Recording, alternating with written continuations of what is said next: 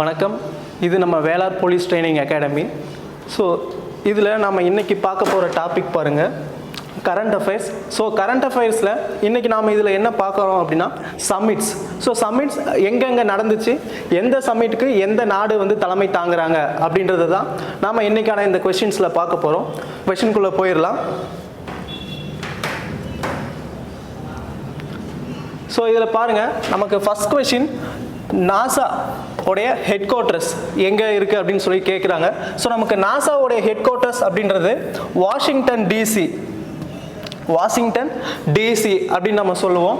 So இதில் நமக்கு இந்த ஆப்ஷனில் வேறு ஏதாவது நமக்கு எக்ஸ்ட்ராவாக இருக்குதா அப்படின்னு நம்ம பார்த்தோம் அப்படின்னா, ஸோ நமக்கு லாஸ் ஏஞ்சல்ஸில் இருக்குது. ஸோ லாஸ் ஏஞ்சல்ஸில் என்ன அப்படின்னா 2028 ஒலிம்பிக் அங்கே தான் நடக்க போகுது.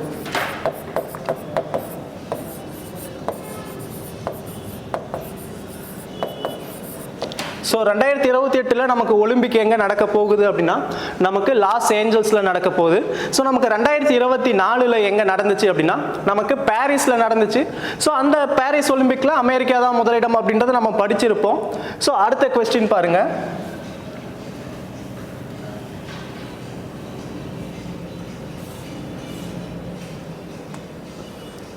ஸோ அடுத்த கொஸ்டின் பாருங்க, நமக்கு இஸ்ரோ அப்படின்றது நமக்கு கேட்குறாங்க. ஸோ இதில் இஸ்ரோ அப்படின்றது நமக்கு இந்தியாவில் இருக்கக்கூடிய அமைப்பு, அதாவது இந்தியன் ஸ்பேஸ் ரிசர்ச் ஆர்கனைசேஷன் அப்படின்னு சொல்லுவோம்.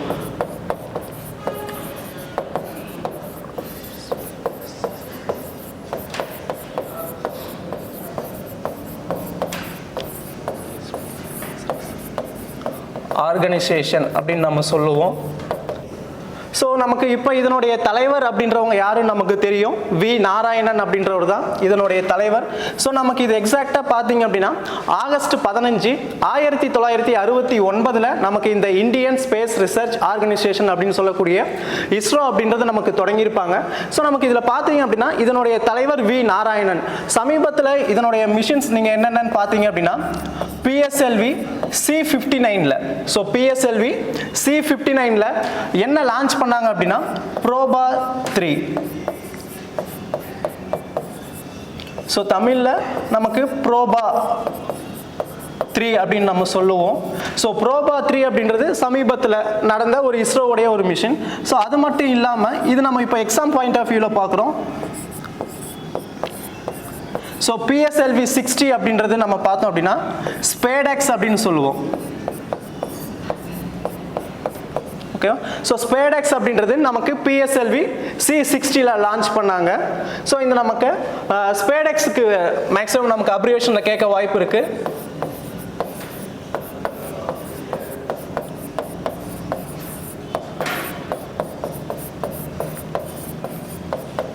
ஸோ ஸ்பேஸ் டாக்கிங் எக்ஸ்பிரிமெண்ட் அப்படின்றது தான் நமக்கு இந்த ஸ்பேடெக்ஸ். ஸோ இது நமக்கு PSLV C-60 லான்ச் பண்ண ஒரு அமைப்பு தான், ஒரு ராக்கெட் தான் இது பார்த்தீங்க அப்படின்னா நமக்கு இது. ஸோ அடுத்து நமக்கு இஸ்ரோவில் இன்னொன்று இருக்கு, சமுத்ராயன் அப்படின்னு நம்ம சொல்லுவோம்.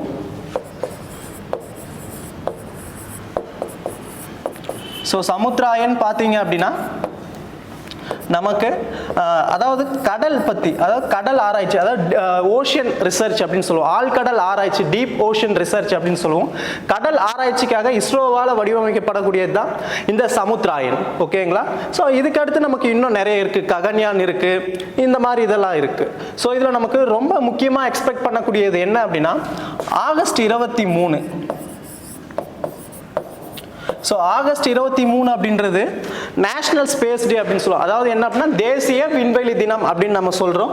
ஸோ ஏன் இது தேசிய விண்வெளி தினம் அப்படின்னு சொல்கிறோம் அப்படின்னு பார்த்தீங்க அப்படின்னா நமக்கு ஆகஸ்ட் 23 சந்திராயன் 3 வந்து நிலவினுடைய தென்துருவ பகுதியில் லான்ச் ஆகும், அதாவது போய் கால் பதிச்சிருக்கோம். அதனால் அந்த ஆகஸ்ட் 23 வந்து நம்ம என்னன்னு சொல்லியிருப்போம் அப்படின்னா தேசிய விண்வெளி தினம். ஸோ இது லேண்ட் ஆன இடத்துக்கு பேர் வந்து சிவசக்தி அப்படின்ற ஒரு பேர் வச்சிருப்பாங்க.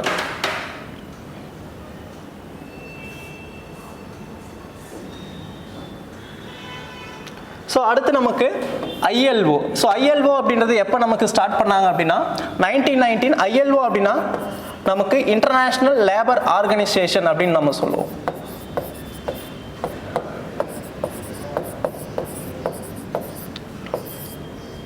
இன்டர்நேஷ்னல் லேபர் ஆர்கனைசேஷன் அப்படின்னு நம்ம சொல்லுவோம். ஸோ இது எப்போ ஸ்டார்ட் பண்ணாங்க? நமக்கு 1919 ஸ்டார்ட் பண்ணியிருப்பாங்க. ஸோ அடுத்து நமக்கு பாருங்க, இந்த கொஸ்டின்லேயே நமக்கு ஒரு ஆன்சர் இருக்கு. அதாவது என்ன அப்படின்னா, பிம்ஸ்டேக் அமைப்புக்கு யார் 2 வருஷம் தலைமை தாங்க போறாங்க? Which country is the chairman of BIMSTEC organisation for 2 years? அதாவது எந்த நாடு பிம்ஸ்டேக்கு 2 வருஷம் தலைமை தாங்க போறாங்க அப்படின்னு நம்ம சொல்லுவோம். ஸோ பங்களாதேஷ் தான் 2 வருஷம் நமக்கு தலைமை தாங்க போறாங்க. ஸோ பங்களாதேஷ் அப்படின்றது தலைமை தாங்குறாங்க. எத்தனை வருஷத்துக்கு அப்படின்றதே நமக்கு கொஸ்டினாக கேட்பாங்க. ஏன்னா நமக்கு வழக்கமாக நமக்கு ப்ரீவியஸ் இயர் கொஸ்டினில் என்ன நடக்கும் அப்படின்னா, ஒன்று சார்க் பற்றி கேட்பாங்க, அப்படி இல்லைன்னா பிரிக்ஸ் பற்றி கேட்பாங்க, ஏஷியன் பற்றி கேட்பாங்க, பிம்ஸ்டேக் பற்றி எந்த நாடு தலைமை தாங்குறாங்க, அல்லது மாநாடு எங்கே நடந்துச்சு, ஸோ எத்தனாவது சம்மிட் அப்படின்றதெல்லாம் கேட்பாங்க. ஸோ அதில் நமக்கு இந்த கொஸ்டின்ல பங்களாதேஷ் தலைமை தாங்குறாங்க. எத்தனை வருஷத்துக்கு? 2 வருஷத்துக்கு. ஸோ இது எப்போ ஸ்டார்ட் பண்ணியிருப்பாங்க அப்படின்னு பார்த்தீங்க அப்படின்னா 1997ல. ஸோ 1997ல ஸ்டார்ட் பண்ணியிருப்பாங்க. ஸோ இதனுடைய சம்மிட் வந்து பார்த்தீங்க அப்படின்னா 25ல தாய்லாந்தில் நடந்திருக்கும். பேங்காக் அப்படின்னு சொல்லுவாங்க. So Thailand.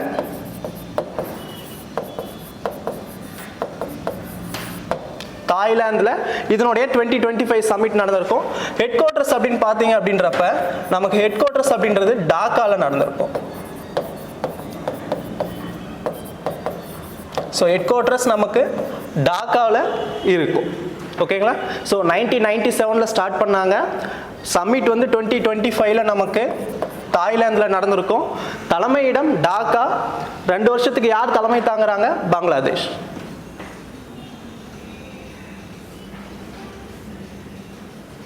ஸோ அடுத்து பாருங்க, நமக்கு G20. ஸோ G20 எப்போ ஸ்டார்ட் பண்ணாங்க அப்படின்னா 1999ல ஸ்டார்ட் பண்ணாங்க. ஸோ இது இந்த வருஷம் 2025ல் நமக்கு யார் எந்த நாடு ஹோஸ்ட் பண்ண போறாங்க அப்படின்னா சவுத் ஆப்பிரிக்கா. தமிழில் தென்னாப்பிரிக்கா அப்படின்னு நம்ம சொல்லுவோம்.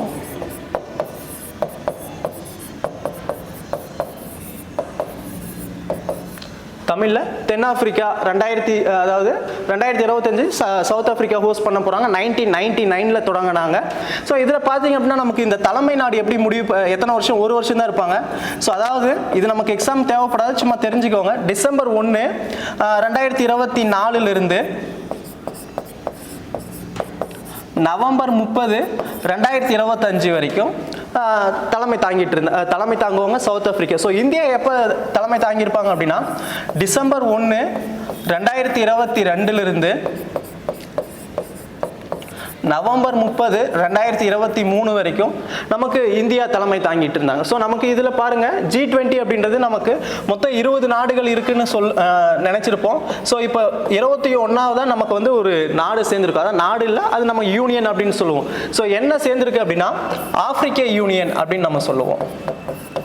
ஆப்பிரிக்கா யூனியன் அப்படின்னு நம்ம சொல்லுவோம். ஸோ தமிழில் ஆப்பிரிக்க யூனியன்.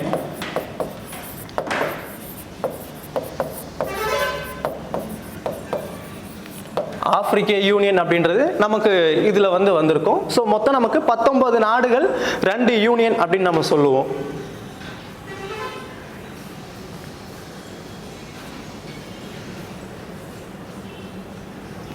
ஸோ நமக்கு பாருங்க, நேட்டோ அப்படின்றது நம்ம லாஸ்ட் கிளாஸ்லேயே பார்த்துருப்போம். ஸோ நேட்டோ அப்படின்றது நமக்கு 1949ல தொடங்கப்பட்ட ஒரு அமைப்பு. ஸோ நார்த்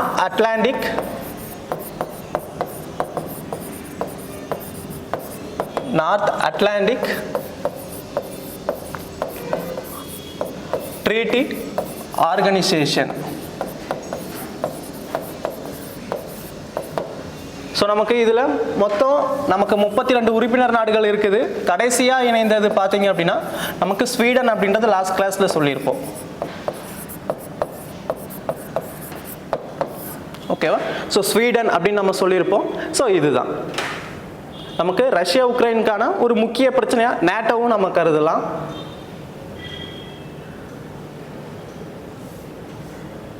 ஸோ இந்த question. So who is the governor of RBI அப்படின்னு நம்ம சொல்லுவோம். யாரு ஆர்பிஐயோடைய கவர்னர்? ஸோ நமக்கு ஆர்பிஐயோடைய கவர்னர் அப்படின்றது பார்த்தோம் அப்படின்னா நமக்கு சஞ்சய் மல்ஹோத்ரா தான். ஓகேவா? ஸோ சஞ்சய் மல்ஹோத்ரா அப்படின்றது தான் நமக்கு ஆர்பிஐயோடைய கவர்னர். ஸோ இந்த மீதி இருக்கிற ஆப்ஷன்ஸ்ல யார் இருக்காங்க அப்படின்றது நம்ம பார்த்துருவோம்.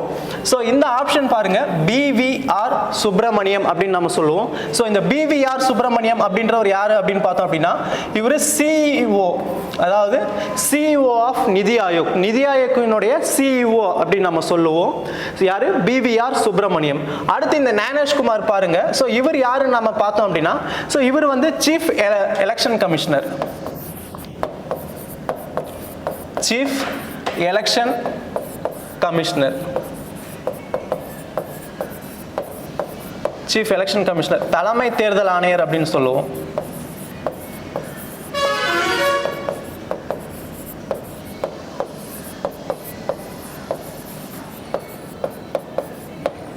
ஓகேவா? சீஃப் எலெக்ஷன் கமிஷனர், தலைமை தேர்தல் ஆணையர் அப்படின்னு நம்ம சொல்லுவோம். யாரு?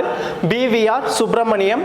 ஸோ சாரி, தலைமை தேர்தல் ஆணையர் பார்த்தீங்க அப்படின்னா நமக்கு ஞானேஷ்குமார் வருவார். பிவிஆர் சுப்பிரமணியம் சிஇஓ ஆஃப் நிதி ஆயோக் அப்படின்னு நம்ம சொல்லுவோம்.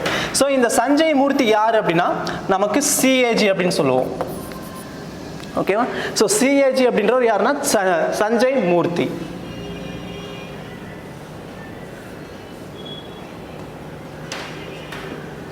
ஸோ அடுத்து பாருங்க, SCO was established in. So Shanghai cooperation organisation அப்படின்னு சொல்லுவாங்க.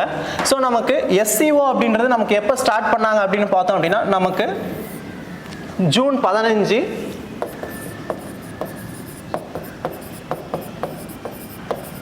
ஸோ ஜூன் 15 2001 நமக்கு ஸ்டார்ட் பண்ணியிருப்பாங்க. இதனுடைய 2024 சம்மிட் வந்து பார்த்தீங்க அப்படின்னா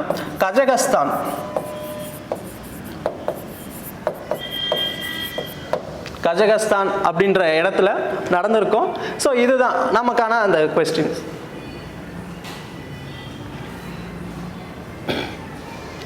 ஸோ அடுத்து பாருங்க, ஏஷியன், அதாவது how many member countries in ASEAN. So நமக்கு புக்கில் நம்ம படிச்சிருப்போம் ஏஷியன் பற்றி, அதாவது association of south east Asian nation.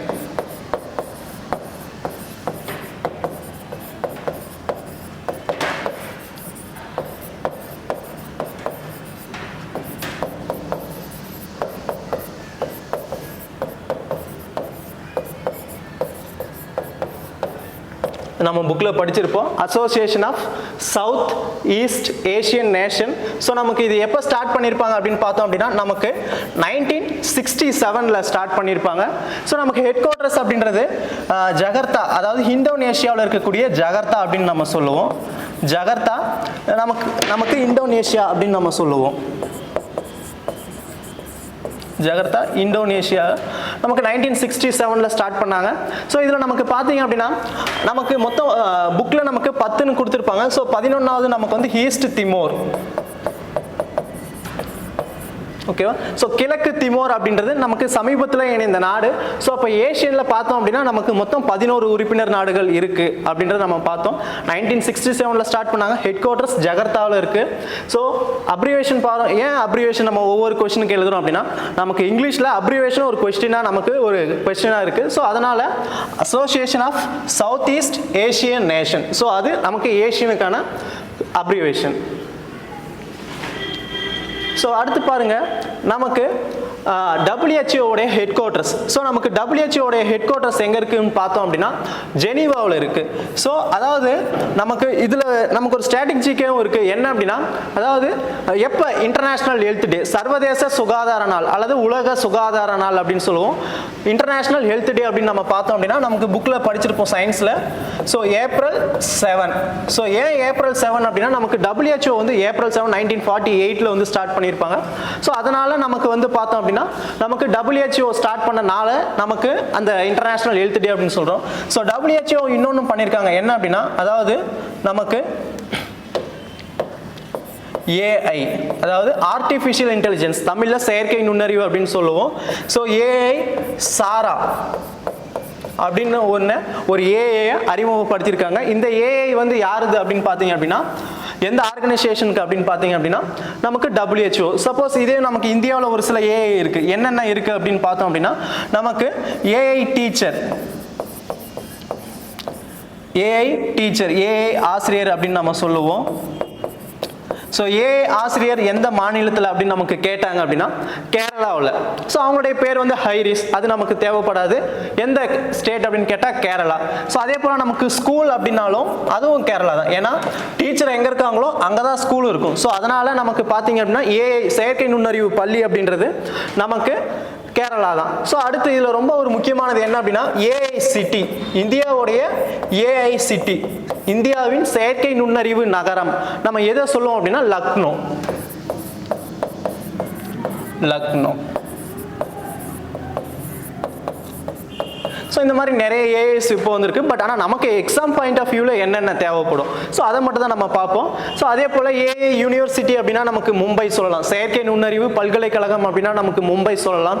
AI news reader, இது எல்லாமே நமக்கு இந்தியாவுடைய ஃபர்ஸ்ட்டாக இருக்கும். ஸோ நமக்கு ஏஐ நியூஸ் ரீடர் அப்படின்றது நமக்கு லிசா அப்படின்னு நம்ம சொல்லுவோம். ஸோ லிசா எந்த ஸ்டேட் அப்படின்னா ஒடிசா.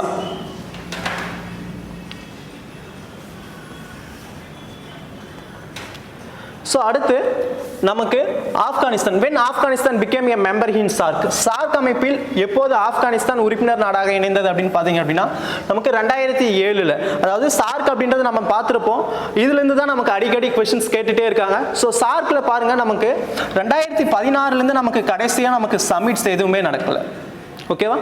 ஸோ சார்க் நமக்கு எப்போ ஸ்டார்ட் பண்ணியிருப்பாங்க அப்படின்னா 1985 ஸ்டார்ட் பண்ணியிருப்பாங்க. ஸோ தலைநகரம் எங்கே அப்படின்னா காட்மாண்டு அப்படின்னு சொல்லுவாங்க. ஸோ காட்மாண்டு நேபாளில் இருக்கு. ஸோ காட்மாண்டு நமக்கு நேபாளில் இருக்கு. ஸோ நமக்கு பாருங்க சார்க்கில் நமக்கு ரொம்ப முக்கியமானது ஏன் வந்து இது பர்டிகுலராக இது கேட்டிருக்கோம்னா இது ஆப்கானிஸ்தானை இந்தியா தான் வந்து சஜஸ்ட் பண்ணியிருப்பாங்க. ஸோ அதனால ஆப்கானிஸ்தான் எப்பொழுது உறுப்பினர் நாடாக இருந்துச்சுன்னு பார்த்தீங்கன்னா 2007. எப்போ ஸ்டார்ட் பண்ணாங்க சார்க் அப்படின்றது 1985. ஹெட் குவார்ட்டர்ஸ் எது காட்மாண்டு. எங்கே இருக்கு காட்மாண்டு அப்படின்னா அது நேபாளில் இருக்கு.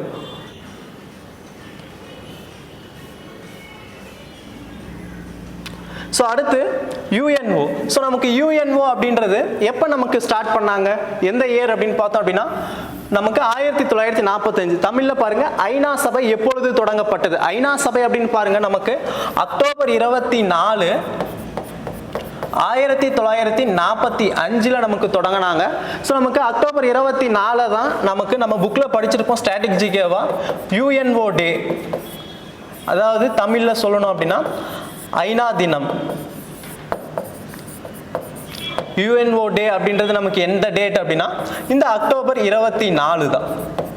ஓகே, ஸோ இந்த அக்டோபர் 24 தான் நம்ம என்ன சொல்றோம் அப்படின்னா யுஎன்ஓ டே அப்படின்னு நம்ம சொல்றோம்.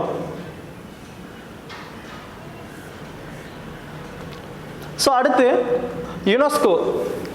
ஹெட் குவார்ட்டர்ஸ் ஆஃப் யுனெஸ்கோ எங்கே இருக்குது அப்படின்னு கேட்குறோம். அதாவது இந்த யுனெஸ்கோ அப்படின்றது ஒன்றும் கிடையாது. பாரம்பரிய சின்னங்களை வந்து ஒரு அகழ்வாராய்ச்சியோ அல்லது அது இருக்கக்கூடிய அப்படியே அந்த நிலையிலே வந்து பாதுகாக்கிறது தான் இந்த யுனெஸ்கோ அப்படின்னு சொல்லுவோம். ஸோ இந்த யுனெஸ்கோவுடைய தலைநகரம் அப்படின்றது பாரிஸில் இருக்குது. ஸோ சமீபத்தில் இந்தியாவில் அதிகாரப்பூர்வமாக 43 யுனெஸ்கோ ஹெரிட்டேஜ் சைட், அதாவது யுனெஸ்கோ பாரம்பரிய தலங்கள் இந்தியாவில் எத்தனை இருக்குது அப்படின்னு கேட்டாங்க அப்படின்னா நமக்கு 43 தான். இந்திய அரசாங்கம் என்ன பண்ணிருக்கு அப்படின்னா ஒரு சில இடங்களை வந்து தற்காலிக பட்டியலில் சேர்க்கணும்னு சொல்லிட்டு வச்சிருக்காங்க. ஆனால் இன்னும் சேர்க்கல. நமக்கு அதிகாரப்பூர்வமாக எவ்வளோ இருக்கு அப்படின்னா 43 யுனெஸ்கோ பாரம்பரிய தலங்கள் இந்தியாவில் இருக்கு.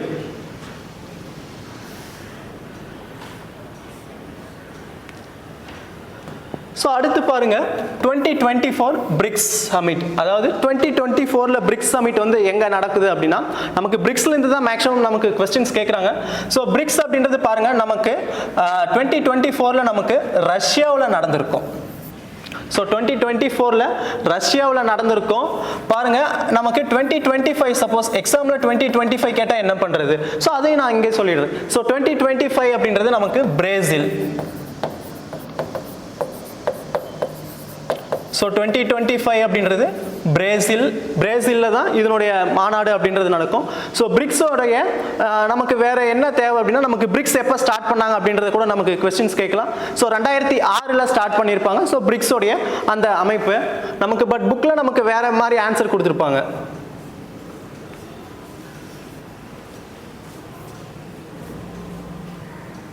ஸோ அடுத்து பாருங்க WWF, அதாவது வேர்ல்டு வைட் ஃபண்ட் அப்படின்னு சொல்லுவாங்க. அதாவது இது எப்போ நமக்கு ஸ்டார்ட் பண்ணியிருப்பாங்க, அதாவது இயற்கைக்கான உலகளாவிய நிதியம் எப்போது உருவாக்கப்பட்டது அப்படின்னு பார்த்தோம் அப்படின்னா நமக்கு 1961 உருவாக்கியிருப்பாங்க. அதாவது world wide fund was established in, இயற்கைக்கான உலகளாவிய நிதியம் எப்போது உருவாக்கப்பட்டது அப்படின்னு பார்த்தோம் அப்படின்னா நமக்கு 1961 தான் உருவாக்குனாங்க.